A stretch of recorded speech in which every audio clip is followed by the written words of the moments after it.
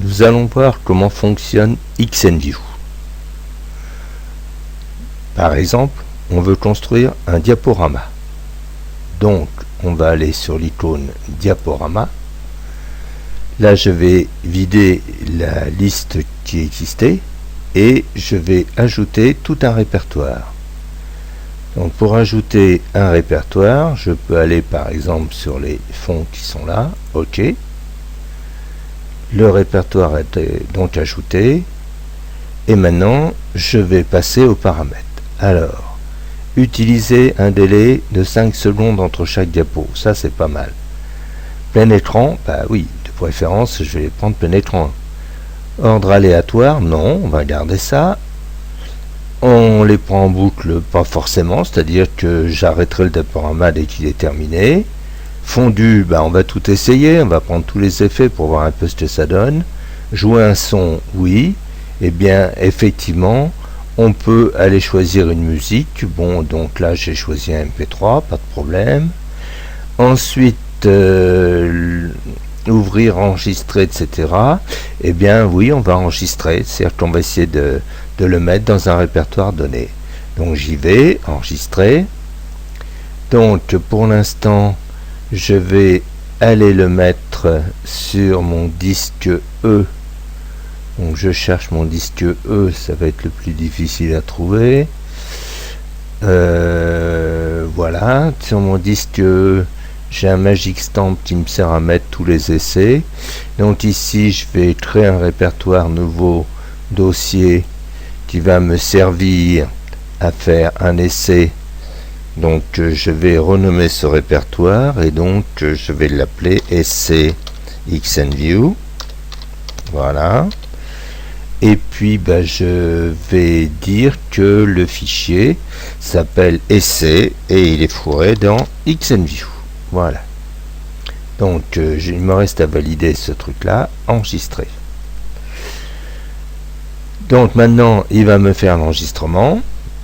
Qu'est-ce qu'il va faire comme diaporama? Il va prendre toutes les photos, toutes les images qui sont dans le répertoire en question et il va me monter le diaporama. Donc ensuite, il me suffit de faire lancer. Et là, mon diaporama va se lancer.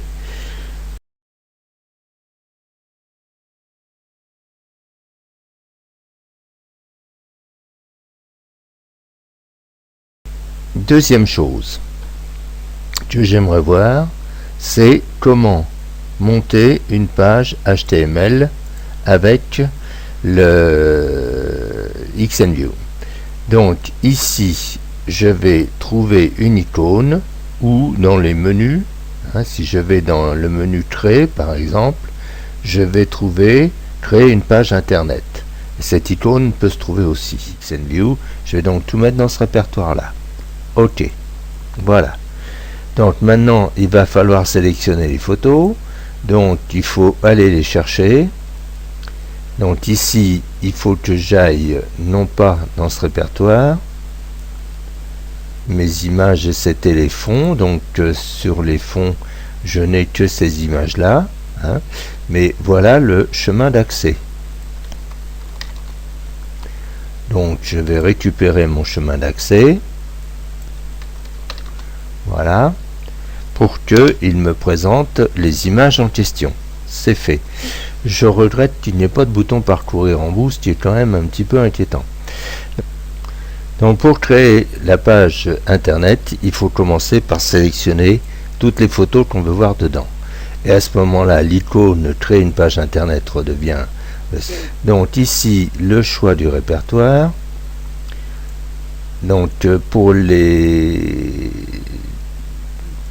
templates, c'est-à-dire les modèles, je peux aller voir, il y a un certain nombre de modèles tout faits qui existent. Donc je vais les mettre ici en liste pour y voir plus clair, voilà. Donc il existe, je sais pas moi, par exemple XNView Black, on va prendre celui-ci, il y a divers modèles, il faut les essayer.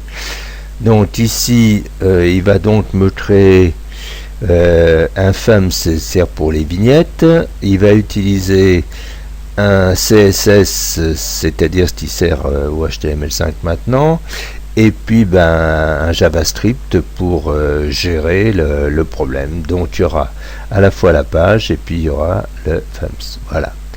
Donc ici, oui, je peux tout sélectionner. Voilà.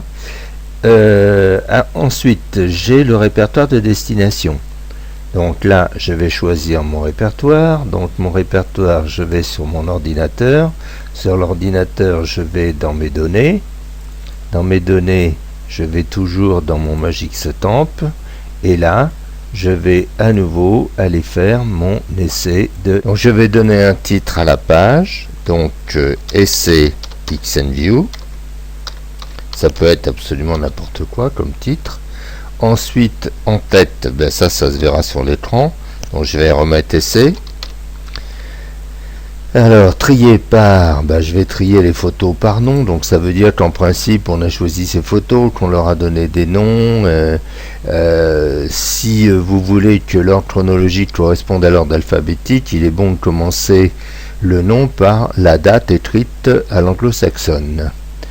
Donc ensuite, est-ce qu'il faut insérer le nom du fichier? Oui. Je pourrais insérer d'autres informations comme le répertoire, etc. Mais là, ça risque d'être assez long. Bon, ensuite, combien de vignettes? Les vignettes, elles ont une hauteur de 100 et une largeur de 100. Donc les vignettes sont carrées. Ce n'est pas très bien pour des photos qui sont au format 4/3. Donc au format 4/3, je vais prendre une largeur de 160 et là une hauteur de 120. Donc les vignettes vont être un peu plus grandes, mais au moins ça va respecter le format.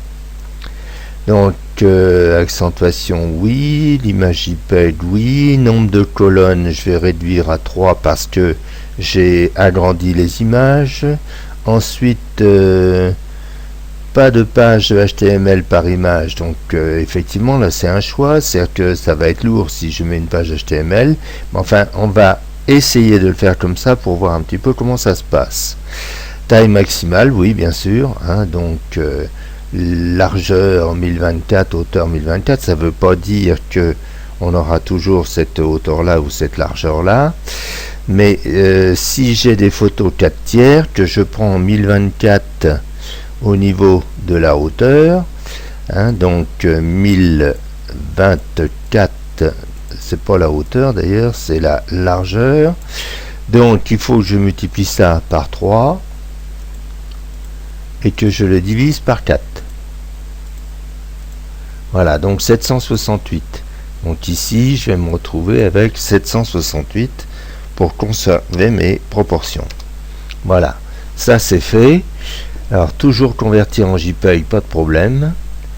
Et maintenant il va falloir choisir son répertoire. Destination, c'est-à-dire de recommencer ce que j'ai fait tout à l'heure, à savoir aller sur l'ordinateur, aller sur mon disque de données, aller sur Magixtemp, aller dans le répertoire Essai XNView et dire ça c'est ok, on va là-dedans. Et là je crée.